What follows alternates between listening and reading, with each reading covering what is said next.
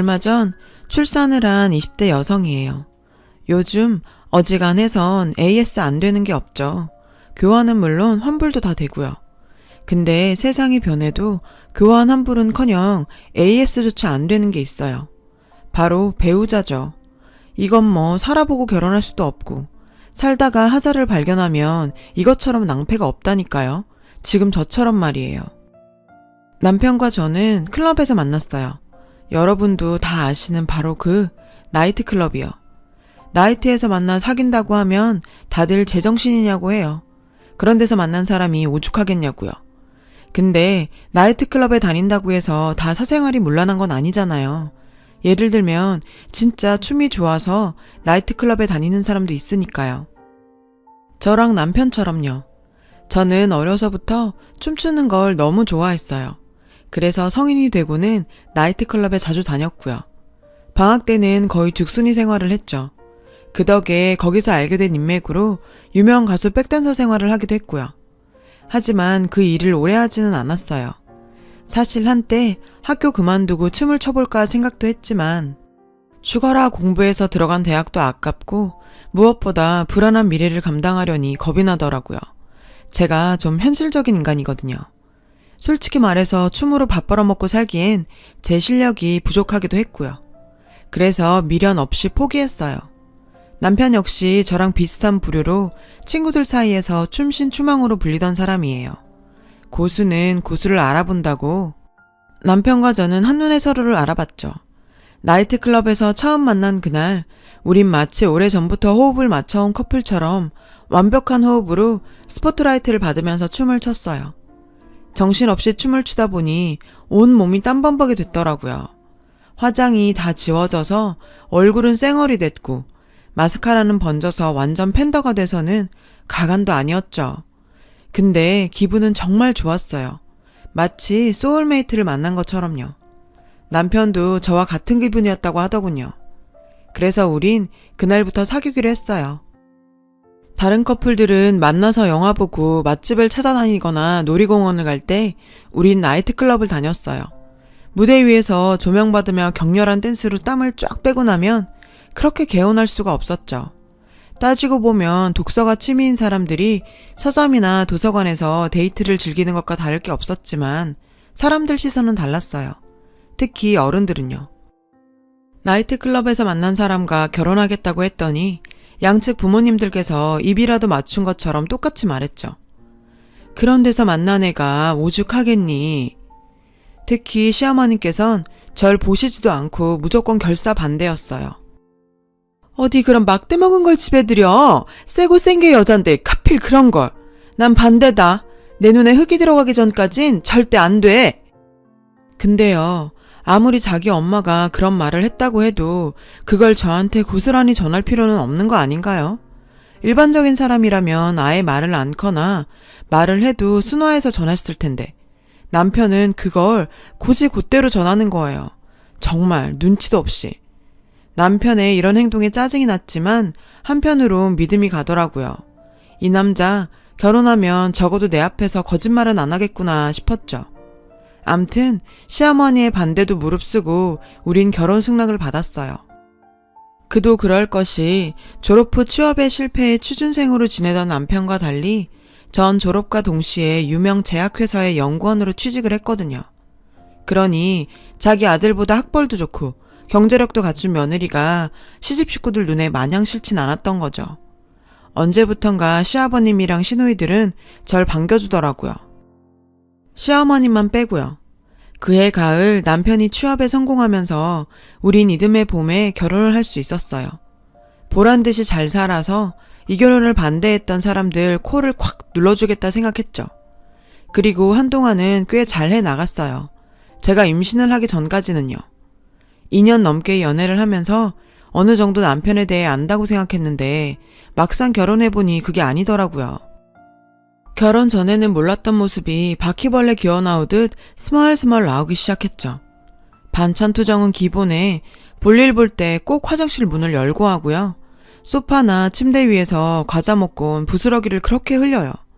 먹고 난 과자 봉지는 바닥에 툭 던져놓고요. 서로 다르게 가진 버릇이려니 하고 살았는데 이보다 절 경악하게 한 게 있는데요. 바로 내 남편이 떼쟁이의 마마보이란 사실이에요. 아, 완전 똥 밟았다 생각했죠. 고르고 고른 게 마마보이라니. 이건 정말 여자한텐 최악이잖아요. 허니문 베이비를 갖고 임신 14주 차에 들어설 무렵이었어요. 다행히도 저는 입덧 없이 무난한 임신 기간을 보내고 있었죠. 그러던 어느 날이었어요. 아, 글쎄 남편이 입덧을 하지 뭐해요. 그것도 어찌나 심하게 하던지 집에서 음식 냄새가 조금만 나도 짜증에 짜증을. 아우, 누가 보면 남편이 임신한 줄 알겠더라니까요.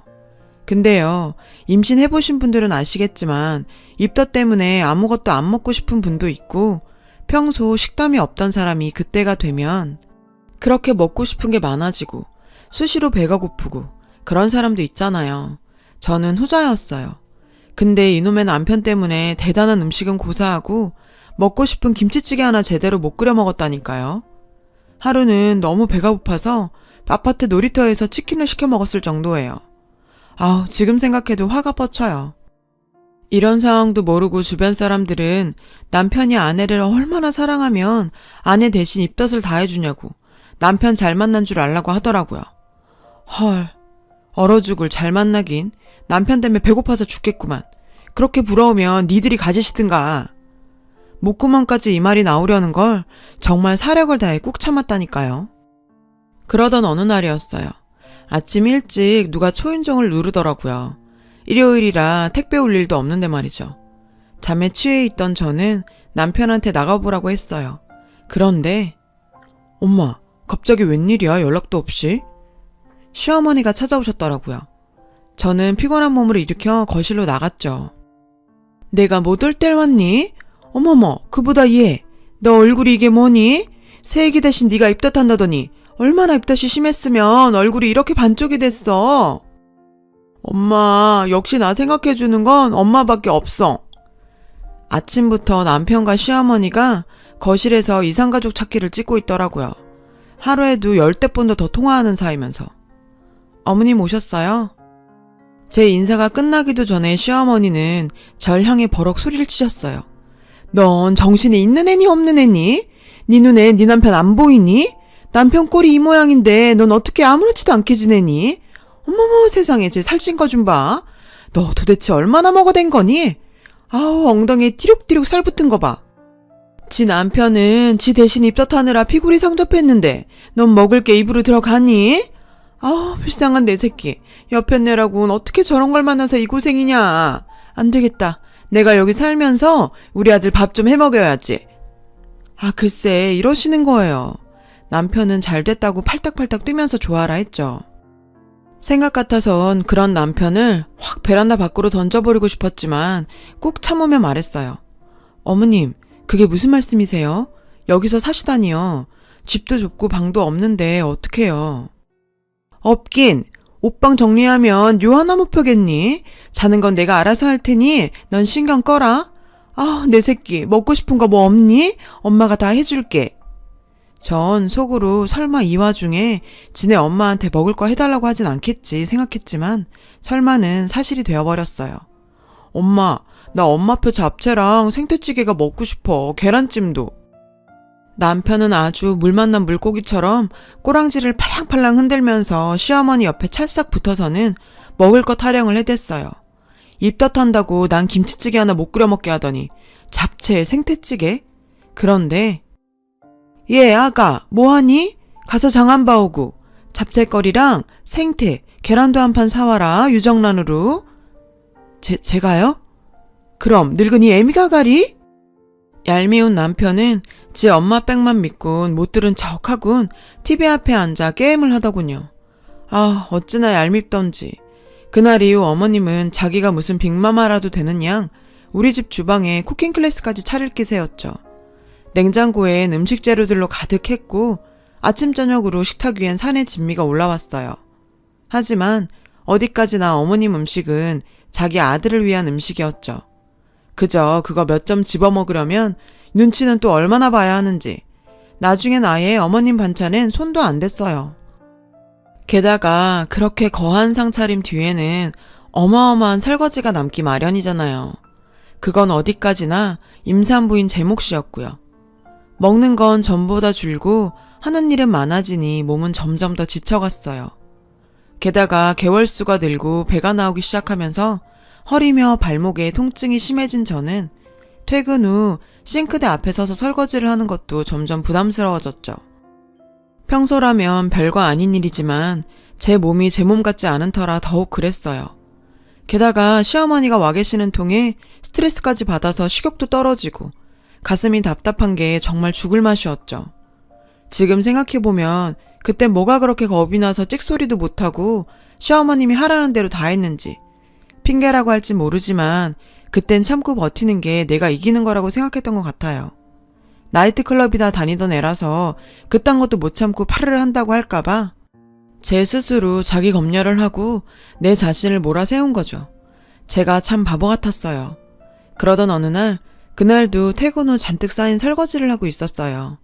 시어머니와 남편은 소파에 앉아 TV를 보며 과일을 먹고 있었고요. 근데 그때 띵동 벨소리가 울렸어요. 시아버님이 저희 집에 찾아오신 거였어요. 양손 가득 과일을 사들고서 말이죠. 아버님을 보자 시어머니 표정이 굳어지더군요. 전 설거지를 하다 말고 달려나가느라 고무장갑을 낀 채 아버님을 맞았죠. 근데 제 손에 끼워진 고무장갑을 보시곤 시아버님은 표정이 어두워지셨어요. 그리곤 주방 싱크대에 가득 쌓여있는 설거지를 보시곤 버럭 화를 내셨죠. 당신이랑 형우는 뭐하고 임신한 며느리가 설거지를 해? 얘 대신 밥 해먹이고 살림 살아준다고 와 있는다더니 여지껏 시집살이 시키고 있었던 거야? 말해봐 이 여편네야. 시집살이는 무슨? 오늘 딱 한 번 제가 설거지한 거예요. 지도 매번 얻어먹기만 하는 게 미안했던지 하지 말래도 키어이 저러고 하는 걸 낸들 어떡해요? 안 그러냐 새아가? 시어머니는 절 바라보시며 눈으로 레이저를 쏘셨어요. 당장 그렇다고 말하란 무언의 압력이었죠. 저는 고민을 했어요. 집안의 평화를 위해 내가 희생할 것인가? 아니면 사실대로 말하고 육신의 평화를 찾을 것인가? 순간 이런 고민을 하고 있는 내가 너무 한심하게 느껴지더라고요. 남들한테 잘 사는 모습 보이려고 오기 부리며 나 혼자 꼭 참고 지내온 지난날이 너무 한심하고 구질구질해서 견딜 수가 없었어요. 생각이 거기까지 미치자 참았던 서름이 한순간에 폭발해 눈물로 터져 나왔어요. 주체하지 못할 정도로 어깨를 들썩이며 꺽대고 울어댔죠. 급기야 대성 통곡까지 하면서요. 한참을 그렇게 울고 나니 온몸에 기운이 쭉 빠지면서 전 그대로 정신을 잃고 쓰러졌어요. 눈을 떠보니 병원이더군요.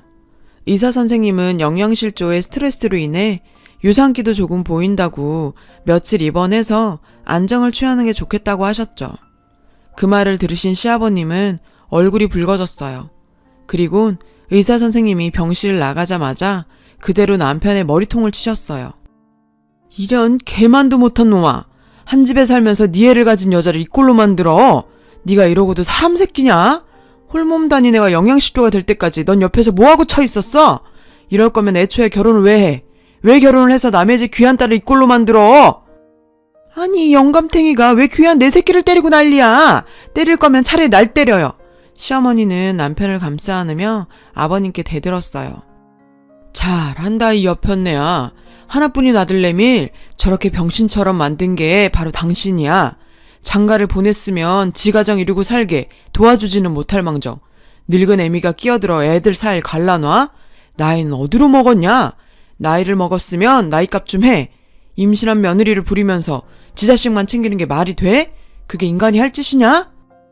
혹시라도 내 며느리랑 손주 잘못되게만 해봐. 당신이랑 저놈 새끼 싹 다 내쫓아버릴 테니까. 사람이 사람다워야 말로 하지. 다음엔 내가 가만 안 있어. 아니 내가 뭘 어쨌다고 그래요. 지가 안 먹은 거지. 그게 내 탓인가? 그리고 다른 집 며느리들은 직장 다니면서도 시부모 공양해 살림도 똑부러지게 하고 살아요. 제가 모자란 거지. 이 여편네가 그래도 인간아 제발 철 좀 들어라. 제발 나이값 좀 하고 살라고. 아직도 정신 못 차리고 자기 잘못을 며느리한테 떠넘기려 들어? 그리고 너 당장 집으로 들어와. 새아기 출산할 때까지 너도 당신도 새아기 앞에 얼씬도 하지 마. 그랬단 봐. 나 죽고 유산은 한 푼도 못 받을 줄 알아. 아버님 덕분에 그동안 쌓였던 채증이 한순간에 훅 내려가는 것 같았어요. 며느리 사랑은 시아버님이라더니 그 말이 이렇게 찰떡일 줄이야. 아버님은 그 길로 저희 친정에 가셔선 저희 부모님께 머리 숙여 사과를 하셨어요. 그리곤 제가 출산할 때까지 친정 엄마한테 저희 집에서 함께 있어달라고 부탁을 하셨죠. 그리고 또 한 가지. 아가, 다른 거 생각 말고 몸 건강히 순산만 해다오. 아들이든 딸이든 상관없으니 순산만 해. 그럼 내가 너 해달라는 건 다 해주마. 그리고 이건 시애비가 주는 용돈이다. 출산하고 몸 추스르면 안사돈이랑 어디 여행이라도 다녀오려무나. 부족하면 내 더 줄 테니 말하고. 알았지? 그리고 네 시애미가 이상한 짓 하거든 언제든 나한테 말하려무나. 알았지 아가? 비록 철없는 남편과 시어머니 때문에 힘든 시간은 있었지만 시아버님 덕분에 전 얼마 뒤 순산을 할 수 있었어요. 근데 나와보니 내 아이가 시아버님 판박인 거 있죠. 회사 선배가 우스갯소리로 아이 낳아보니 시아버님이었다고 하더니 제가 그 짝이었죠. 황당한 저와 남편과는 달리 시아버님은 싱글벙글이셨죠. 자신을 닮은 손주가 그렇게 예쁘시다나요. 덕분에 전 시아버님의 사랑을 듬뿍 받으며 어깨에 힘 좀 주고 살게 됐고요. 참, 그 철딱선이 없는 마마보이 남편은 어떻게 됐냐고요? 인간은 교육의 산물이라는 말처럼 AS는 안 되지만 재교육을 통해 쓰임을 늘려가고 있는 중이에요. 얼마나 쓸만하게 될지는 모르겠지만 안 하는 것보다는 낫지 않겠어요? 저도 아버님 생각해서 더 잘하면서 살아야겠어요. 아빠 같은 우리 시아버지 고맙습니다. 두서없는 제 사연 들어주셔서 감사드려요. 여러분, 사연 댓글에 응원과 현명한 조언 부탁드려요. 좋아요와 구독은 저에게 큰 힘이 됩니다. 오늘도 좋은 일 가득하세요.